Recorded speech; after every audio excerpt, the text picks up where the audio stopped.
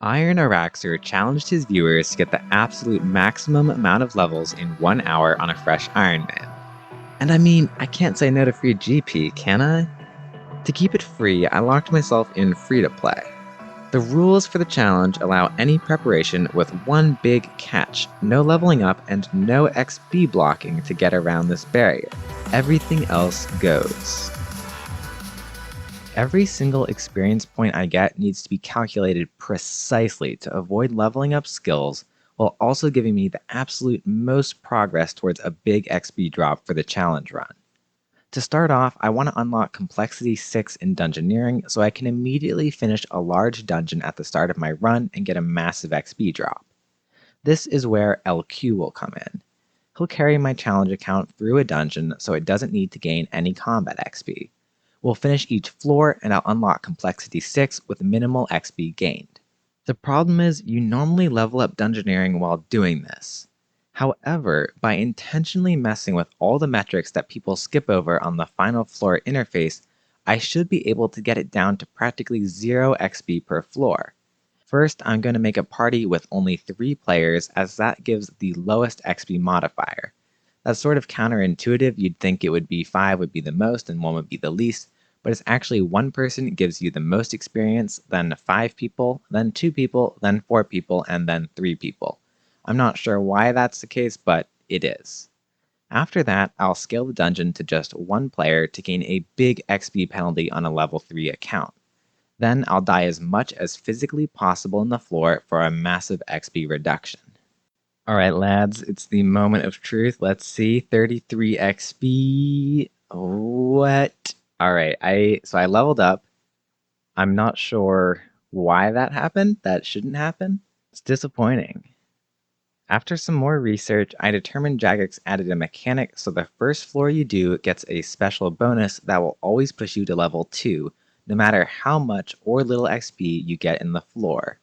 However, I don't give up that easily. A long time ago, there was a bug that allowed you to check off multiple floors at once from a single dungeon. This was related to a series of player timeouts and re-entries into a dungeon, confusing the floor checking system. Similarly, occasionally you'll get left behind in a floor after a dungeon completes and you get your XP drop. It's time to look into this. After messing around, I figured out how to finish a floor and skip the final interface while going directly into the next floor. This gives an XP drop of 0. Unfortunately, I found it does not meet the checks to give you complexity unlocks, meaning this will not work to get me to complexity 6.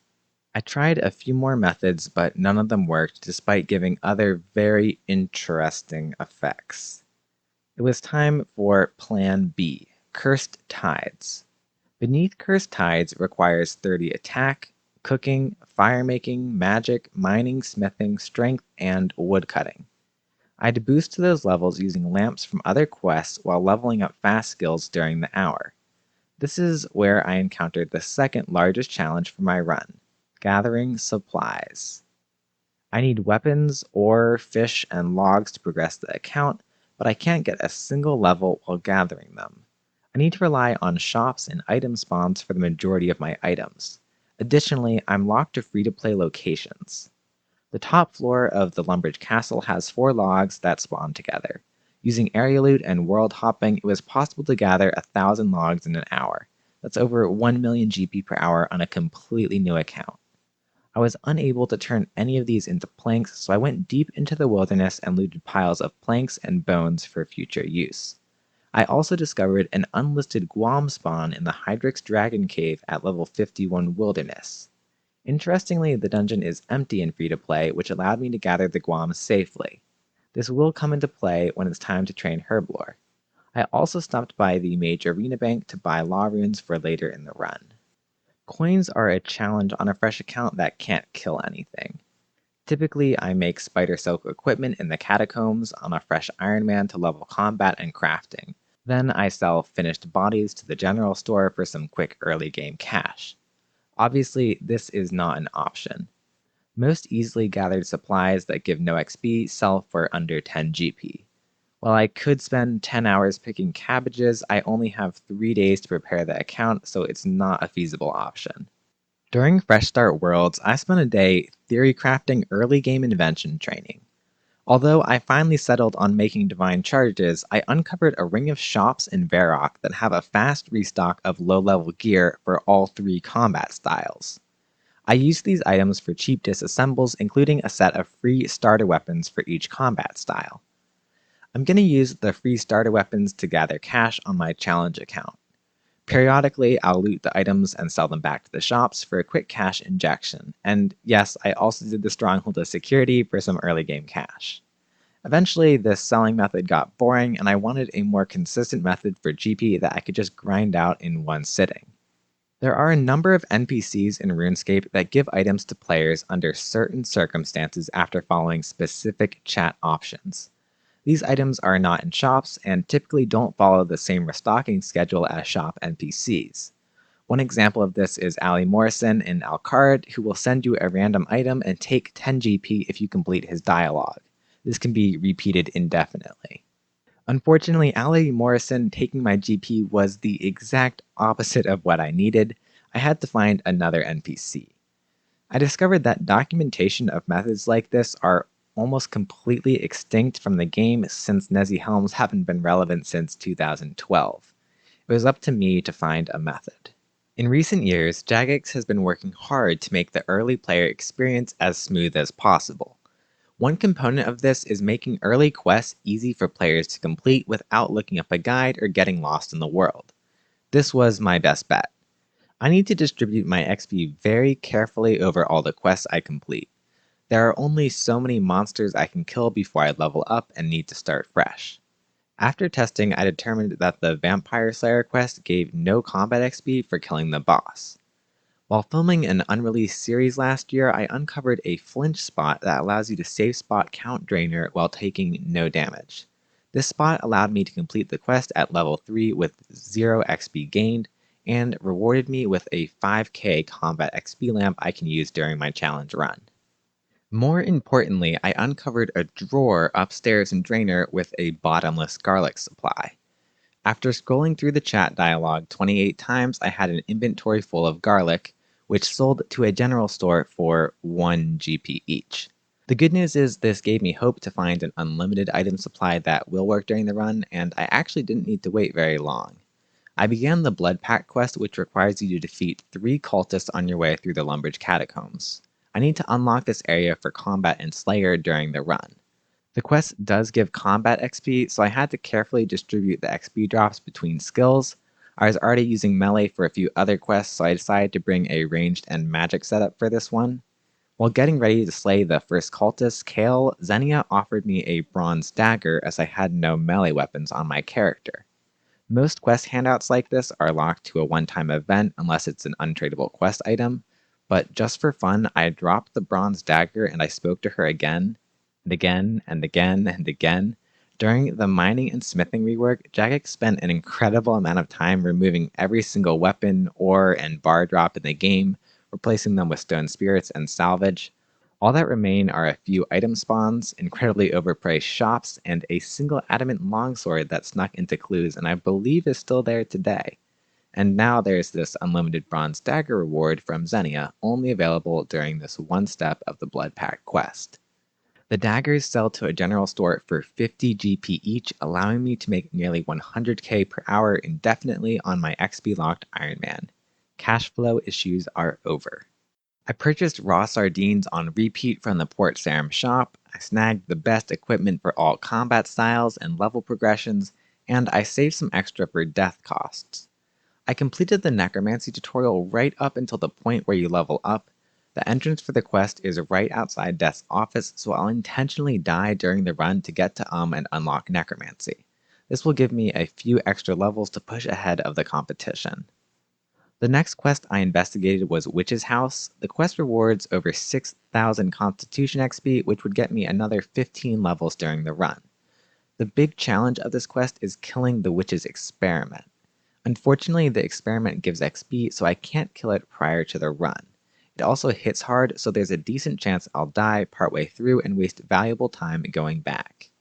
If you've seen my Armored Phantoms guide, you'll remember that the platypus pet can be used to block melee enemies and keep you safe. The issue is the platypus pet is a members only pet and it requires a lot of levels. That was off the table. But it's not the only creature that works.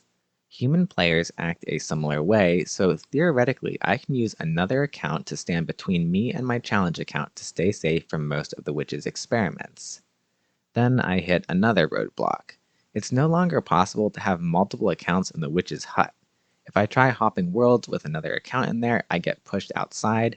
I can't enter with both accounts at the same tick either. Basically, another account wouldn't work. But then I found Freddy Claus. The challenge lined up perfectly with the Winter Christmas event. Part of the Winter Quest requires you to run around Gillinor followed by a snow imp.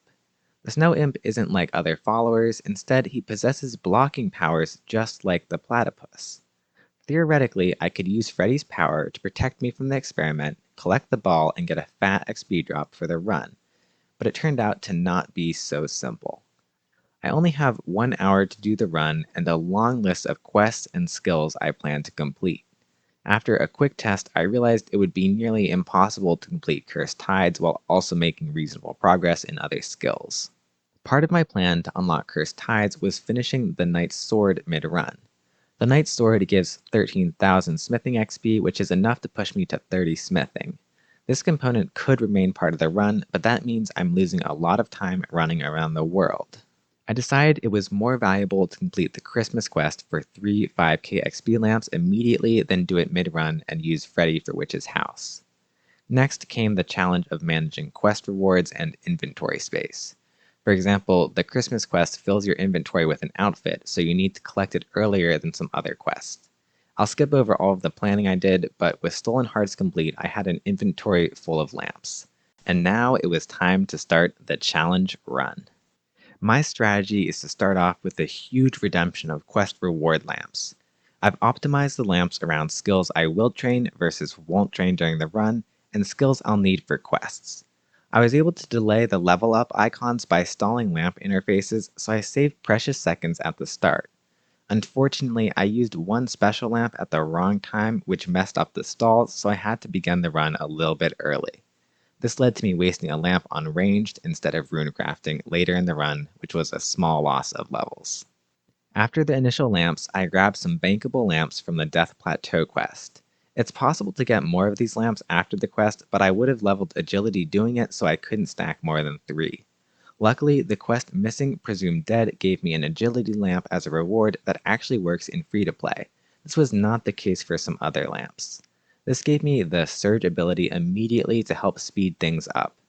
Then I grabbed combat gear, some tellies, and a set of beads to finish another quest with Explorer Jack. On the way into the catacombs, I snagged another quest reward. The goal here was to get 25 magic and level as many other combat stats as possible without hurting the rest of the run. While theory crafting an unreleased new meta video, I discovered a safe spot at skeletons which I planned to use. Unfortunately, I did not find it and opened my map instead, so I died prematurely. I had to complete the necromancy quest early and move into my member skill leveling phase. For member skills, I was planning to use a combination of lamps, quests, and fast skilling methods to get them all to level 5. At first, things were going well, but then I found out you can't dig up potatoes planted in the free-to-play potato patch. This threw off my plan, but I hurried on and began working on the Knight's Sword. During the planning phase, I was unable to gather iron bars, so I had to make my own. Luckily, I could do all that in Birth Orb while working on a few other member skills. From here, I had to juggle between doing the quest and leveling other stats depending on where I was. I still needed to unlock 25 magic for a Varrock teleport to speed up the quest, so I went back to the catacombs to finish this off and level some other stats. From there, I teleported directly to Varrock, then used Remora's necklace to get to Thurgo. To mine the Blurite ore, I need to navigate around Ice Warriors. On a normal account, this isn't an issue, but my fresh account could be 3 hit by them. If you remember earlier, I tried using another account to block monsters so I could finish Witch's House. I'm going to use the same strategy here. I had my main account log in and block the ore so I could safely mine it without getting attacked. I finished the quest and got to level 30 smithing. Then I grabbed some wooden bowls to start the goulash run. The goulash was supposed to cap out my final member skills, but because of the earlier setbacks, I couldn't finish them all. I even wasted 2 goulash on farming, finishing 1 XP away from a level. Finally, it was time for the last trick up my sleeve, the dungeoneering run. I met LQ in Damonheim to carry me through floors. I was playing on both accounts, so it was much less efficient than getting carried by a team, but I still got some quick level unlocks. My goal was to get to complexity 4 to unlock DG crafting. I finished my dungeoneering daily challenge after the first floors and claimed the reward. It's possible to avoid leveling up while unlocking these by skipping them with the challenge mistress. I then went back into my final floor to unlock complexity 4. At this point, it was a race against the clock. I started my timer a few minutes late, so I didn't know exactly when the run was over. I had to go all out. While finishing the floor on my Ironman, I picked up coins on the challenge account to start DG crafting. Those of you who have been around forever will remember when I introduced this method on Tom Baskin. I was able to level up crafting incredibly fast and finish the floor, but then I reviewed the footage and it turned out I ran out of time right as I started that floor, so none of the levels counted. This puts me at a final total level of 349 for the hour, probably a free to play record for these conditions. I do think it's possible to get a lot higher, easily 400, possibly even 500 total levels, but that will take even more theory crafting and preparation, not to mention a lot fewer mistakes. I had a blast doing this challenge. I'll put a link to IronAraxxor's video of the challenge and my run in the description. Let me know what you might have tried differently in the comments, and thank you for watching.